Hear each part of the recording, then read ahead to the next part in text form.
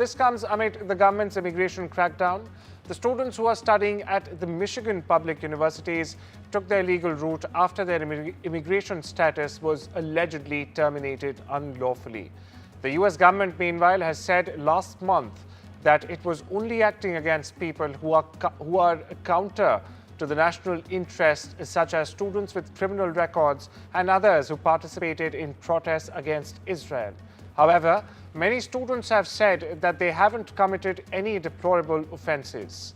My colleague Vishal Vivek joins us live for more on this. Vishal, what's the latest you're picking up? And also, will this case or can this case rather act as a watershed moment for hundreds and thousands of more international students in the US currently? Well, Arjun, each and every day new cases like these are emerging. This is the latest in a flashpoint that has started ever since Trump walked into the White House for the second time. And he promised an immigration crackdown, and he seems to be carrying that out quite often. And these students, they have reacted to that, and they have filed a lawsuit, a big lawsuit. And these are 4 students belonging to India, Nepal and China. And they have said in the lawsuit that they have no criminal record whatsoever. All they have are few parking tickets or speeding tickets. So that cannot be a ground for them to be deported. As the emails have suggested that they could be deported. And these emails themselves have not really originated from the Department of Homeland Security. These emails have been passed to them through the organizations where they have been studying. So why the DHS has not contacted them directly, that is also one interesting angle. And also the fact that these students have been there for a while now. The the Indian student there, he's been studying there for about 4 years now, and he lived there for a total of about 15 years. So why such an action has been taken against him, and why there is a risk of deportation, that needs to be answered by the authorities. So far the authorities, as you mentioned, have been telling that they are cracking down against people who participated in a lot of these protests against Israel and also have some criminal records. But these students who have filed the lawsuit do not fall under that category.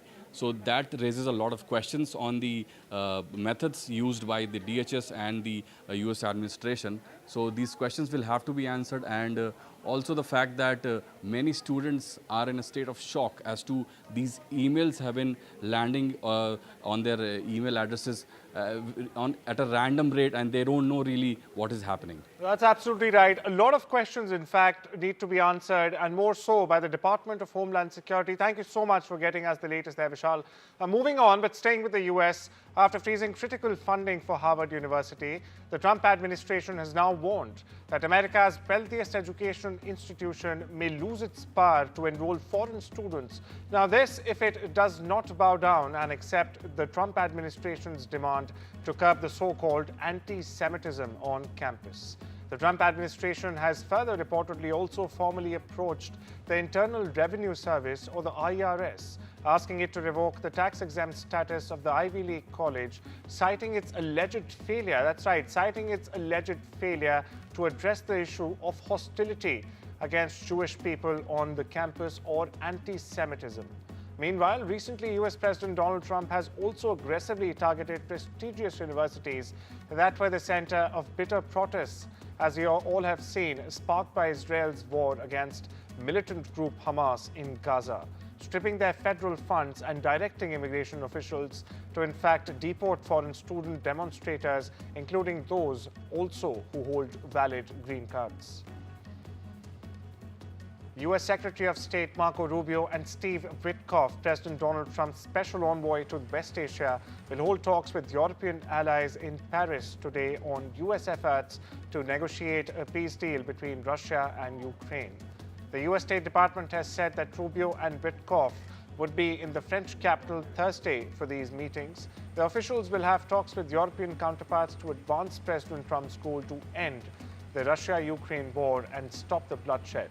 Now, Department spokesperson Tammy Bruce said this in a statement Wednesday. Italian Prime Minister Giorgia Meloni on Thursday will become the first European leader to meet US President Donald Trump since the White House imposed sweeping tariffs, reciprocal tariffs on virtually all of its trading partners. Over in Asia, Chinese President Xi Jinping arrived in Cambodia on Thursday for a two-day state visit that also serves as an opportunity to further strengthen already robust relations. Now, the visit, Xi's first since 2016, will conclude a three-nation Southeast Asian tour that included stops in Vietnam as well as Malaysia. Cambodian Prime Minister Hun Manet recently described Beijing as an important and indispensable friend of Cambodia that has in fact helped support the country's economic and social development as well. On the ground, she was greeted at the airport in Cambodia's capital Phnom Penh by King Norodom Sihamoni. On the other hand, China has said that US tariff hikes no longer make economic sense. The World Trade Organization sharply cut its forecast for global merchandise trade from solid growth to a decline, in fact, on Wednesday, underlining further US tariffs and spillover effects could lead to the heaviest slump since the height of the COVID pandemic. Not only this, the WTO said it expected trade in goods to fall by 0.2% this year, down from its expectation in October of 3% expansion. It said its new estimate was based on measures in place at the start of this week. Listen in to the Federal Reserve Chair's remarks. Meanwhile, moving on, US stocks fell sharply on Wednesday, hit by a double blow from Nvidia's China-related warning and the Federal Reserve Chair Jerome Powell's caution over the economic impact of these tariffs. Federal Reserve Chair Jerome Powell warned that President Donald Trump's tariffs are unprecedented in modern history, with effects that, quote-unquote, remain highly volatile. The level of tariff increases announced so far is significantly larger than anticipated, and the same is likely to be true of the economic effects, which will include higher inflation and slower growth. Both survey and market-based measures of near-term inflation expectations have moved up significantly, with survey participants pointing to tariffs. Survey measures of longer-term inflation expectations, for the most part, appear to remain well anchored as well. US President Donald Trump recently expressed optimism about the potential for tariffs to generate substantial revenue, possibly even replacing income tax. Yes, that's correct. In a conversation with Fox, Trump in fact highlighted the significant financial gains from tariffs, drawing parallels with the late 19th century when the US imposed tariffs and amassed considerable funds. There's a chance that the money is so great that it could replace income tax, Trump stated, referencing the period between 1870 and 1913 when tariffs were the primary source of revenue for Washington. Now, during this era, the US experienced unprecedented wealth, with Trump noting, and that's when our nation was relatively the richest. We were the richest. However, Trump also acknowledged that any changes to the income tax would require congressional approval as the legislative body oversees all tax policy. And the American dream seems to be fading for Indian nationals as heightened H-1B visa rules, a 38% drop in student visa issuances, and of course 20 to 30-year green card delays have shattered hopes. Now, with AI screenings, consular delays, and shrinking job prospects, Indian students and even professionals are turning to Canada and Germany, leaving US universities and even tech hubs like the Silicon Valley, reeling from a loss of talent and also billions and billions more in revenue. Is the great American dream over? My colleague Vishnu Shom gets you the special report. There are stricter F1 visa rules for students, with a 38% drop in issuance in 2024, which discourages Indian students from applying to US universities because of approval uncertainties. There are stricter H-1B policies, including higher fees and a 38.6% drop in the 2025 lottery registrations, making it tougher for Indian nationals to secure visas. What do you mean by lottery, you may ask? Well, because India has gone above its country quota, there are a large number of nationals who, for a limited number of births, get through a lottery system, which is unfair at one level, but that's the way it is. It's all tougher for Indian nationals to secure visas, reducing their chances and deterring US study and work plans. There are waits for green cards as well, sometimes decades. That makes the US education system less appealing. It pushes Indian students who want to go to America, get an education, get a job, and then ultimately move to an H-1B if they are sponsored by a company, and ultimately a green card. But if that entire process is difficult, it progressively pushes Indian nationals to go to countries like Germany and Australia. A few years ago, we would have said Canada, but that appears to be changing as well. Visa revocations for minor infractions affect over 300 Indian students. They create fear, leading some to defer or cancel US university applications. There are new AI social media checks unfairly cancel visas for Indian nationals. Many say that it's unfair, and that creates a fear and uncertainty. There's also a reduced optional practical training or OPT opportunity, which lowers postgraduate job prospects and causes a 28% drop in US-bound Indian admissions. There's a high US tuition cost combined with visa and green card uncertainties, which make alternative destinations like Australia perhaps more attractive for Indian students. US Vice President J.D. Vance will pay an official visit to India from the 21st to the 24th of April. He'll be accompanied by Second Lady Usha Vance, their children, and senior members of the Trump 2.0 administration. Now, this will be Vance's first visit to India. He will meet PM Modi on the 21st of April. The Vice President and his delegation will have other engagements in Delhi as well, and are also, in fact, scheduled to visit Jaipur and Agra. My colleague Mohammad Ghazali gets you the latest on this. President J.D. Vance and his wife Usha Vance, the Second Lady of the United States, are expected to visit India next week. The press release came from the White House that how this visit is expected, as J.D. Vance, the Vice President of the United States, will first visit Italy and then India. The dates are from April 18th to April 24th. And in the first leg of this visit, J.D. Vance will be visiting Italy and will meet the Italian Prime Minister there.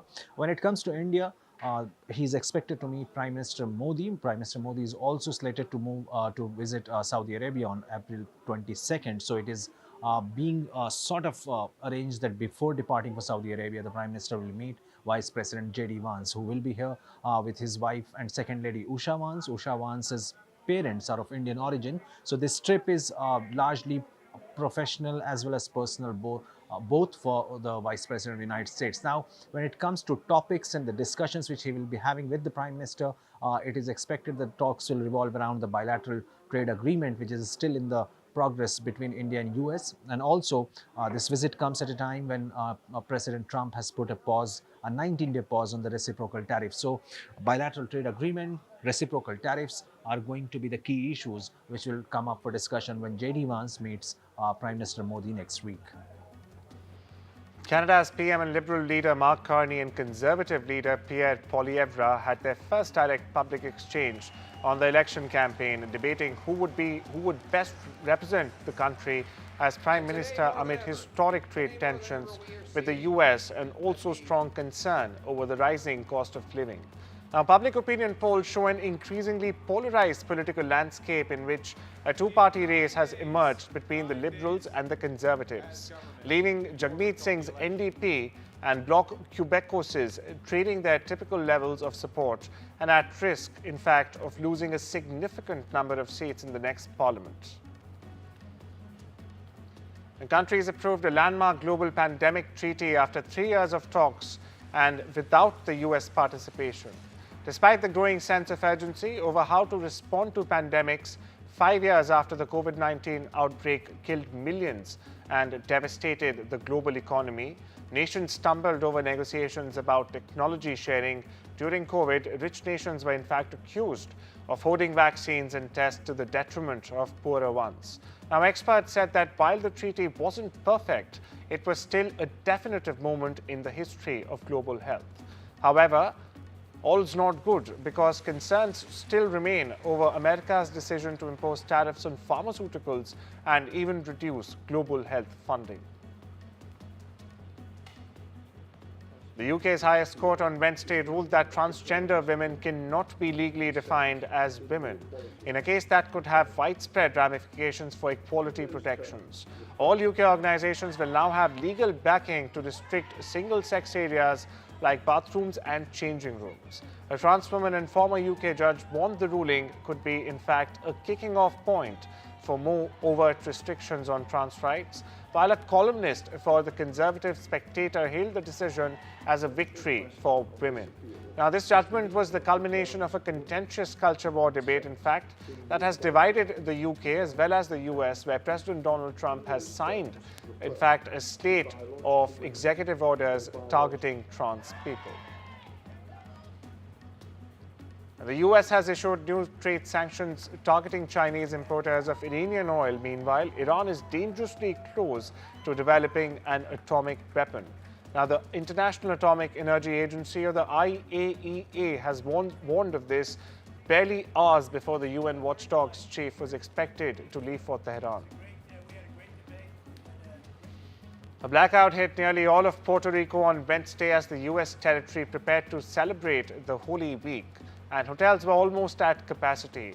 More than 1 million customers were in the dark and out of a total 1.4 million clients, according to Luma Energy, which oversees, in fact, the transmission and distribution of power in the American territory. It was not immediately clear what caused the shutdown, the latest in a string of major blackouts on the islands in recent years. Meanwhile, Governor Jennifer Gonzalez, who was traveling, said officials were working diligently to address the outage. By late Wednesday afternoon, some 5,000 to 7,000 clients had their power restored, although that number is expected to still fluctuate. The fire destroyed over 50 houses in a camp of displaced people in Sudan's western region of Darfur, an aid group said on Thursday. Now, footage on your screens that was captured by the General Coordination for Displaced Persons and Refugees in Darfur showed the fire that happened Tuesday in the Mukchar camp.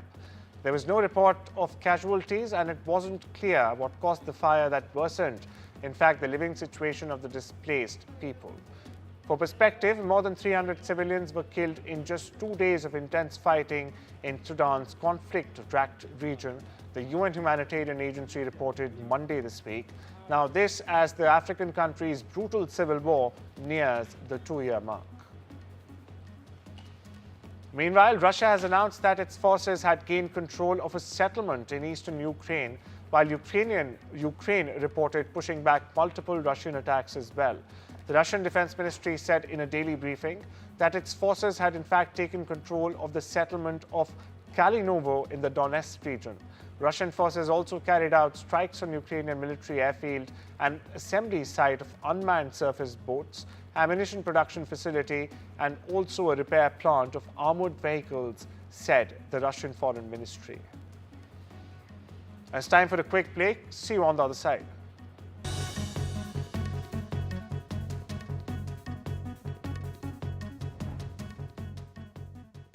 I like making sure I've got all the right tools for the job. And now that I'm 50, that means looking after the life I've built, protecting my life if anything happened to me. That's why I decided to learn more about over 50s life insurance from Cover Today. They're the only over 50s life insurer with no waiting period, unlike other insurers who could make you wait up to 2 years for full cover. With Cover Today, you're fully covered from day one. And you're covered for the whole of your life. Plus, unlike other things in life, the price never goes up. Learning more couldn't be simpler. Go online or talk to their friendly UK team in just one phone call. Cover Today are the only over 50s life insurer with no waiting period and no annoying trips to the doctors either. Plus, you get your choice of a £125 gift card. Cover Today has given me genuine peace of mind. And now that's done, I can get on with something much more interesting. To find out more about Cover Today, call our friendly UK team on 0808 143 4733 or visit covertoday.co.uk. You could save money on your energy, broadband and mobile bills and feel more protected when you switch to a better deal. Switch and save now at uswitch.com. My car's just broken down. I'm going to need to borrow my dad's. Send cover for an hour. How are we going to get all this in? Auntie Rachel's car? Send cover for a week. For temporary car insurance fast, you could get a quote in under 2 minutes. Go on, get temporary cover at tempcover.com. No child should suffer the torture of trachoma, but so many are in pain right now. Nananga's lashes have turned inwards. They rip and tear away at his eyes. Pamelo's sight could be gone forever. He's just 3 years old. Kofanga screams for his mother. His eyes are so infected that he can't even see her. For so many children in the world's poorest countries, trachoma is torture. It's a painful infection often spread by flies, and it's destroying children's eyesight. But it could be stopped if you help today. By calling 0800 021 3925 and giving £2 a month to Sightsavers, you can help make sure children get the treatment they desperately need. You'll help us bring them the medicines and the care that can treat infections. And that means you'll be helping to save children from the torture of trachoma and a life of blindness. Please help us reach them. Call 0800 021 3925, text C7 to 82727, or go online and give just £2 a month now. Because we need you to help save the sight of children like Nananga. We need you to help save them from the torture of trachoma.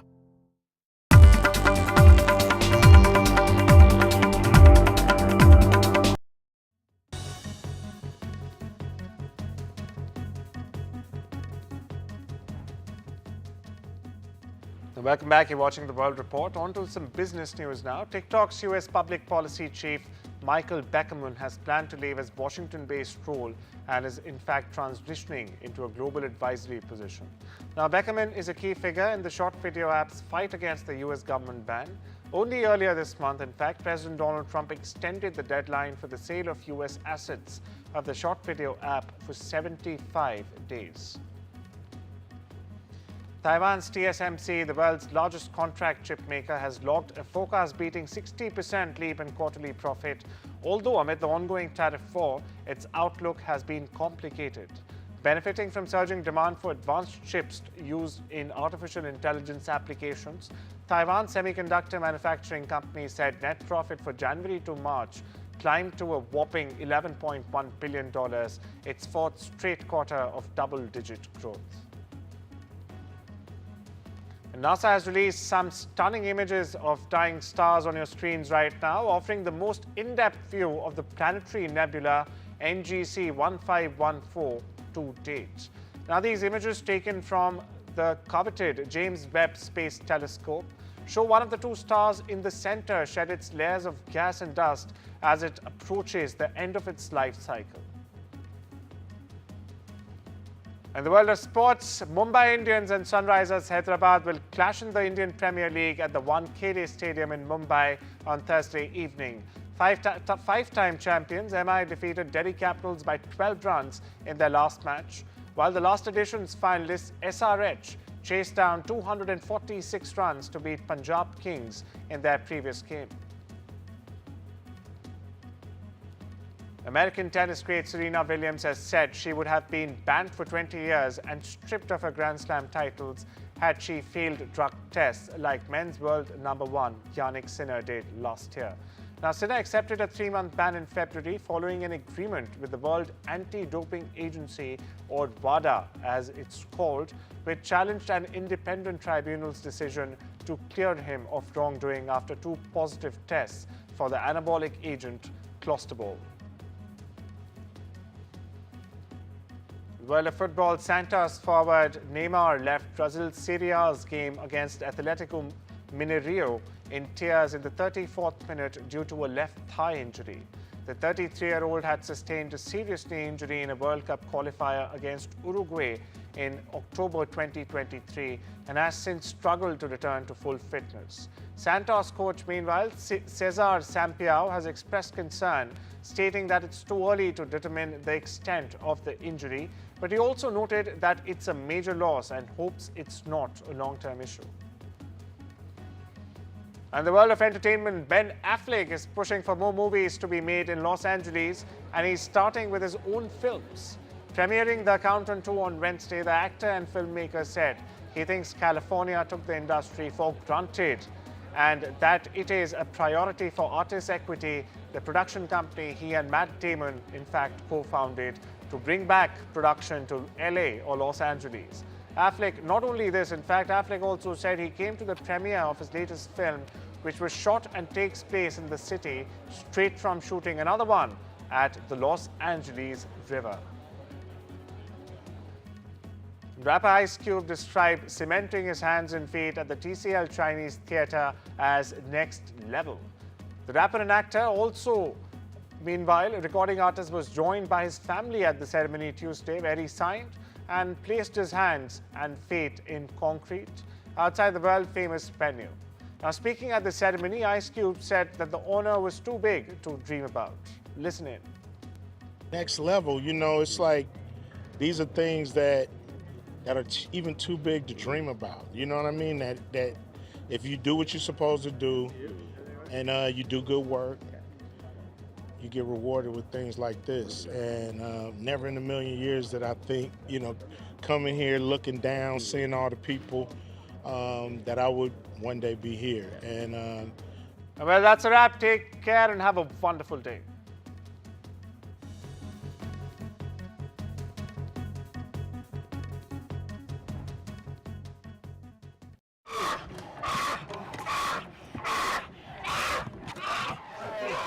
This baby bear is terrified, torn from her mother's paws at a tender age. They will force her to live alone in a tiny, filthy cage, like so many bears driven mad by loneliness, rubbing their wounds raw against the bars, suffering cruelly day after day, year after year, just for people's entertainment. Four Paws found little Potap crammed into a tiny, squalid cage. He'd been there for almost 9 years, lonely and isolated.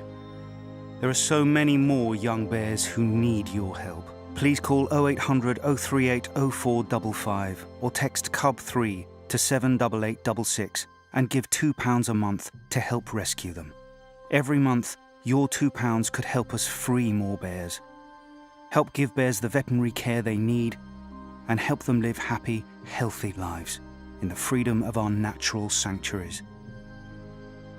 Call 0800 038 0455 or text CUB3 to 78866 and give £2 a month and help Four Paws free bears from agonizing torture. Please, don't leave these bears to suffer for a single day more.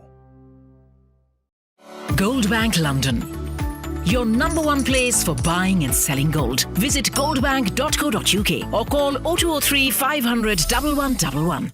OK, we know this isn't your dog. If this were your dog, he'd want you to know he was upset with you last night when you were watching TV at full volume. You didn't hear him whining, and he was devastated. All he wanted was tummy rubs and for you to get a hearing test. Book a free test today at bootshearingcare.com. And now that you can hear him, he's one happy pup.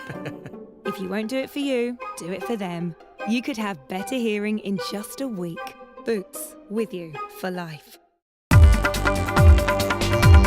Till the next hearing, that is going to take place after a week, nothing can happen, no change is supposed to take place. And the government, we understand, as more details are coming out as to what happened in the court, the government had assured the court that no properties will be denotified, no appointments will be done for a week, after which the Supreme Court now has given a week's time to the centre for its reply. You know, the other important aspect, and Nupur, our colleague, is joining us at this moment from the Supreme Court on this, who has been tracking, you know, the entire hearing that was taking place. Nupur, yesterday when the court intervened, there was some hint of you know, this kind of an order to be given today. The court at least has given an interim relief to the petitioners. But other important thing also is that it can't be, you know, hundreds and thousands of people coming out and filing various court cases. Only 5 petitions on this will be heard by the Supreme Court. What happens from here on? Well, yes, first of all, the Supreme Court has clarified that it will only from now going on, it will allow 5 councils to argue from the side of petitioners, and rest of the petitions that are filed will either be considered disposed of or be treated as intervention applications. Now, the main order that is coming in is that the Supreme Court has now taken on record the statements and submission by the centre that the status quo will be maintained, no Waqf property will be denotified within 7 days till the next hearing, and it will in fact file its reply to clarifying all the questions that the Supreme Court had raised yesterday. Solicitor General Tushar Mehta, today appearing for centre, urged the top court to not take a very harsh stand that it is proposing to pass a partial stay, and in fact said that these are well considered legislations, and they have in fact taken submissions from thousands of people before formulating this new law, and he urged the top court to give them at least 7 days there are some to frame fresh their reactions coming in and give from a the reply. court on this, various lawyers coming out and speaking on what happened inside the court. Let's listen in.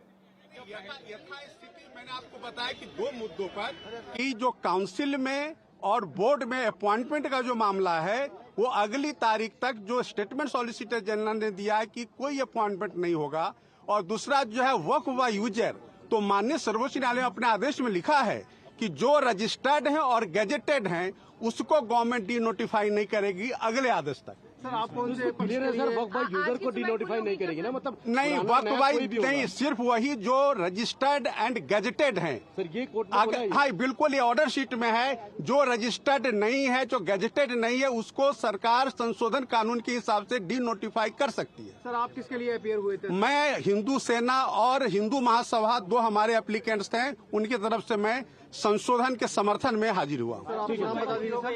नाम बता दीजिए। वरुण कुमार सिन्हा, विष्णु गुप्ता के लिए, और एक पवन अग्रवाल है उनके लिए, सतीश अग्रवाल। नहीं, आज की सुनवाई पूरी हो गई, अगली तारीख 5 मई की मुकर्रर हुई है। धन्यवाद। All right, big update now coming in from the court. We understand the court giving out its order has put an interim stay on the Waqf law, saying that nothing should happen. There should be no change in the next 7 days. After 7 days, we understand the court is going to hear the centre's response, and after which we understand the next further course of action would be decided when it comes to the Waqf law. Well, with that, it's time for a short break here. More on the other side.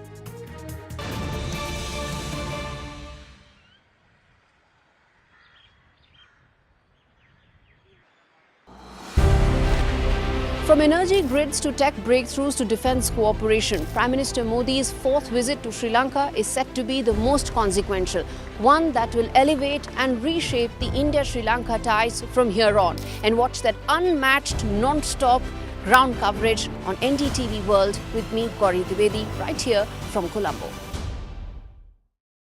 From interesting tech startups to industry-leading companies, politics, sports, culture, curry, cricket. Oh, there's so much to talk about. Like me, if you too thrive on interesting conversations, this is a show you cannot miss.